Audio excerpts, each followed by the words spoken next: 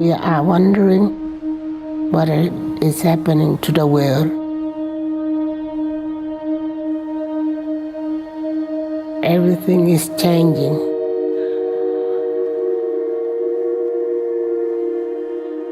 The very idea of human being some sort of natural concept is really going to change.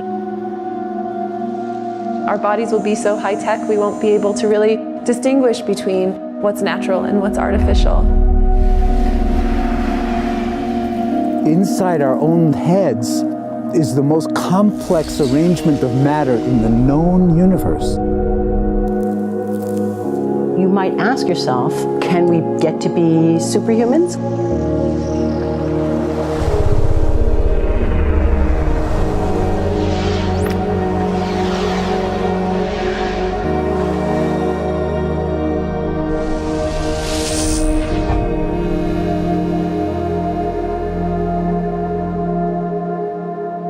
The original Industrial Revolution was driven by the discovery that you could use steam engines to do all kinds of interesting things. But that was followed by additional revolutions for electricity and computers and communications technology. We're now in the early stages of the fourth industrial revolution, which is bringing together digital, physical, and biological systems. One of the features of this fourth industrial revolution is that it doesn't change what we are doing, but it changes us.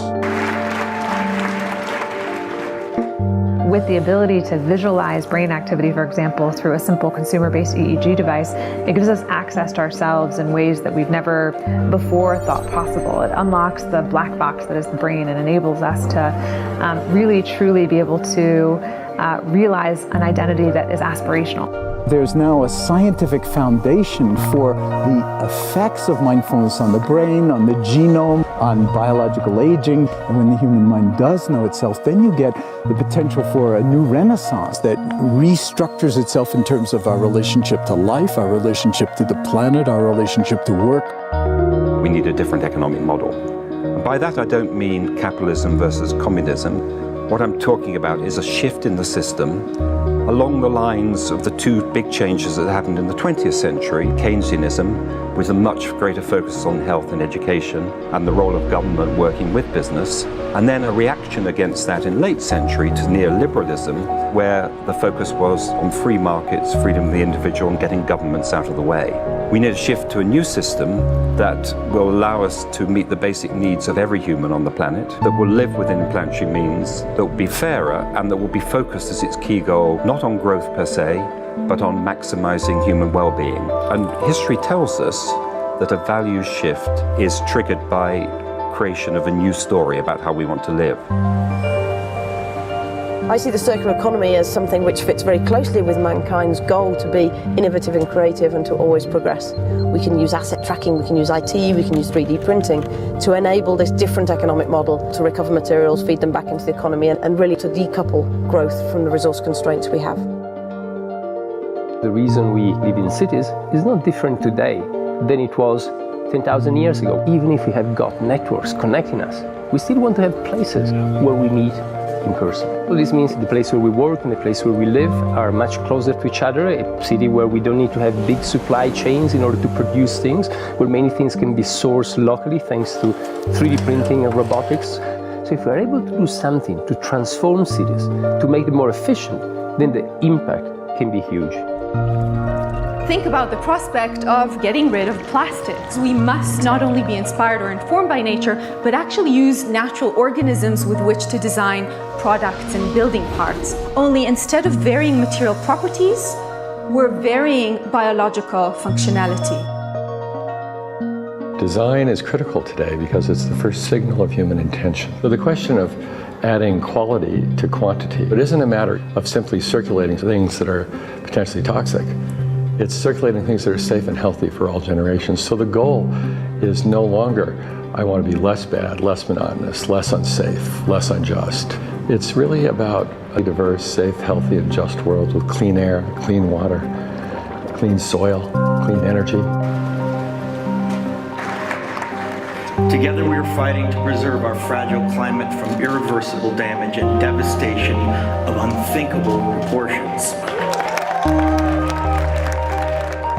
we think about the original Industrial Revolution, it was an energy revolution. I like to think of it as a kind of bookending of a period in human history during which we used fossil fuels, and it worked very well for us for a long time. But now we have to bring that to an end. We have energy technologies that can power our civilization: solar, wind, biomass. So then the question is, well, how do we get grid integration? Maybe the wind is blowing in Denmark, the sun is shining in Germany, and now you can move that electricity through an integrated grid.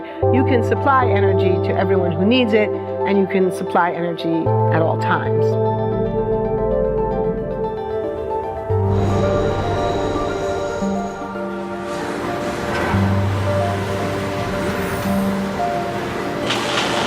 Walking around, you do see different stuff as far as like the body marriage line.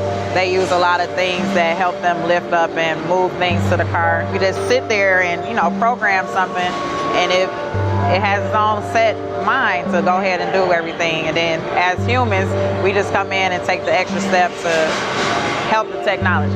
It's not the cure-all for everything. There's definitely a lot of things where people perform the operation better, but certainly for the right applications, robotics are a huge improvement for the process. The projection of 5 million jobs lost by 2020 to technology is serious, but it's not the main question. Construction, manufacturing, services, public health and education, these industries will still exist. The main question is, what will be the future of work? How will we define work? How will we share the wealth? From the viewpoint of the labor or jobs, now we really need new education or new training. We're working with a World in Motion in FIRST Robotics, trying to encourage students from 3rd grade all the way up through the end of high school. We had students make sailboats, and then we had them race them, and so they could see how quickly they could move. And they immediately went back and started to say, oh, I saw what happened, I'm going to go change this or that. And that was 3rd graders. I just given a prize to a kid of 18 years old that has discovered something really very, very unique. Came up with how to get better productivity and better yields for seeds of corn. And so he basically came with the idea that if you would perforate these seeds, you would get more food. And you think about it and say, but he didn't go to university. So how does he get all that knowledge? And he told me, I've been watching YouTube since the age of 12, and I'm so interested that I've seen everything about it. I've read everything about it.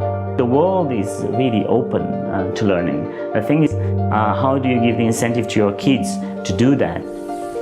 It's this ability of digital technology to change outcomes, to truly empower people all over the world that can create a more equitable growth, because I think the world needs that. Fourth industrial revolution has the potential to make inequalities visible and to make them less acceptable in the future, and hopefully to gather and garner political support to take the necessary decision to reduce the gap. Humans have always been using tools, but because of the recent advances in technology, we're beginning to have machines that can augment us in all sorts of interesting ways. I was the first person in the world to be able to voluntarily move my legs while stepping in a robot by exciting the nervous system using electrical stimulators directly onto the spine. We believe that a cure will be possible if enough of the right people have the will to fast-track a cure for paralysis.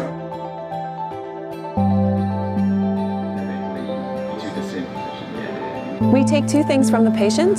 First, we take a 3-dimensional X-ray, and we extract the 3-dimensional data out of that so we can make a perfectly shaped puzzle piece.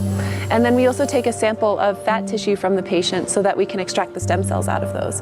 And we use those stem cells with this 3-dimensional scaffold that we fabricate, and after 3 weeks we have a piece of living bone that's ready for implantation. Being able to use genome editing to understand the genetic changes that lead to cancer, and technologies like drug delivery, getting molecules into particular types of cells. There's a lot of excitement about being able to move much more quickly on this disease. One of the things that I think is so essential to free and open societies is freedom of thought. And up until now, the conversation we've been having is around freedom of speech. Once we can access people's thoughts and access people's emotions, we have to create a space that enables people to think freely, to think divergent thoughts, to think creative thoughts. And in a society where people fear having those thoughts, the likelihood of being able to enjoy progress is significantly diminished. We need to take responsibility at every level of society, from the individual and the personal to the institutional to the global, to adapt to these technological challenges and changes, which are redefining what it means to be human, what it means to work, what it means to be completely embedded in this world. People always ask me if I'm an optimist or a pessimist. The technology exists, but how do we get it and implement it at the scale we need at a price that people around the world can afford? Even though we have everyday problems we have to solve, we have to find a way to lay the foundations for the innovations of tomorrow.